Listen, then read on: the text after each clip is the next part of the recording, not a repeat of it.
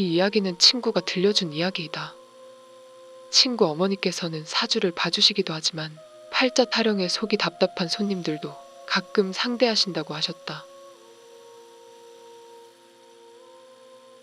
그날도 주말이라 친구가 어머니께서 시키신 잔 심부름을 할 겸 가게에 갔는데 비도 많이 오고 추워서 그런지 손님이 하나도 없었다고 한다. 친구랑 어머니랑 이야기하면서 아까 슈퍼에서 사온 음료수를 꺼내어 마시고 있는데 갑자기 문이 열리는 소리가 들렸다. 문이 열리고 어떤 여자가 보였는데 이제 갓 입학한 대학교 새내기 같은 복장의 여학생이 조심스럽게 들어왔다. 가게를 두리번 거리더니 앉아있던 나와 어머니를 쳐다보더니 혹시 장사를 안 하는 것이냐고 물었다. 그래서 친구가 장사한다고 들어오라고 음료수 한 잔 하시라며 건네었고 곧이어 사주를 봐주는 테이블로 여학생을 안내했다. 친구의 어머니가 어두운 여학생의 얼굴을 보고 먼저 말을 꺼내셨다. 날씨가 참 짓궂지 않냐고. 원래 이런 날 마음이 더 심란한 법이라고. 그랬더니 여학생이 울먹이며 말했다. 자기는 사실 무서워서 사주 보는 거 싫어한다고. 그런데 어딘가에 하소연이라도 하고 싶어서 왔다고. 그냥 아무 말도 말고 들어만 주시라고. 그 얘기를 잠자코 듣고 있던 친구의 어머니는 알겠다고 하셨다.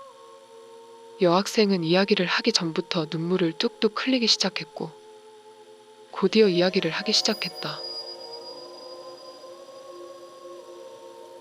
얼마 전에 동생이 죽었다고. 자기가 조금 더 동생을 붙잡아 두지 못한 게 한이 맺힌다고.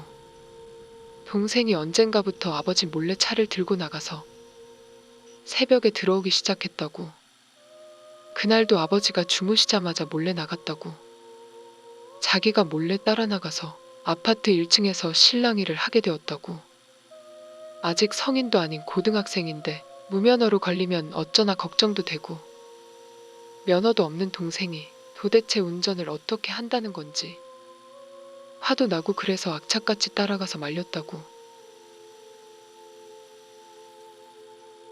그렇게 10분 정도 다투는데 동생이 친구들 기다린다고 더는 못 있는다면서 차 쪽으로 발을 떼었다고. 그 모습을 보던 자기가 안 되겠다 싶어서 열쇠를 빼앗아서 계단으로 뛰어 올라갔고 2층으로 올라가는 계단을 오르려는데 동생이 따라와서 열쇠를 빼서 차 쪽으로 뛰기 시작했다고.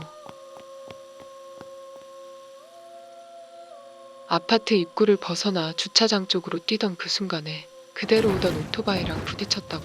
바로 구급차를 불러 병원에 갔지만 제대로 된 응급처치 하나 받지 못하고 죽어버렸다고. 그렇게 말하고 나서 괴로운 표정을 짓기 시작하며 계속해서 울기 시작했다. 그러자 잠자코 듣고 있던 친구의 어머니가 입을 떼셨다. 동생이 힘들어하겠다고. 순식간에 일어난 일이라 본인도 어찌 죽었을지 모를 수도 있겠다고. 동생이랑 본인 생년월일, 시 좀 알려달라고. 그러자 여학생은 괴로워하며 말했다. 동생을 좀 더 붙잡아 둘 걸 그랬다고. 진작 아버지께 말씀드려볼 걸 너무나도 후회된다고. 그러고서 또 한참 울다가 결국 생년월일 시를 불러주었다고 한다.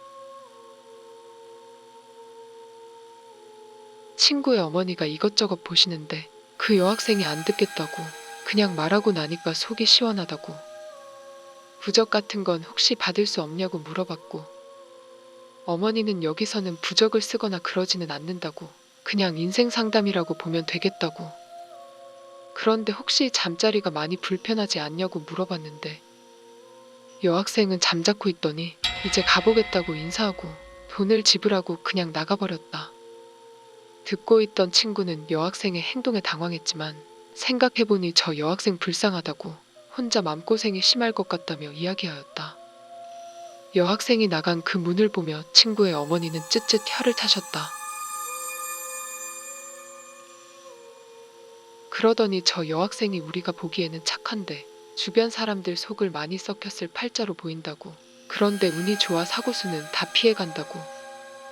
자기가 볼 때에는 동생이 운전을 하려고 하다 그 사고가 난 게 아니라 본인이 운전을 하려고 한 것일 수도 있다고.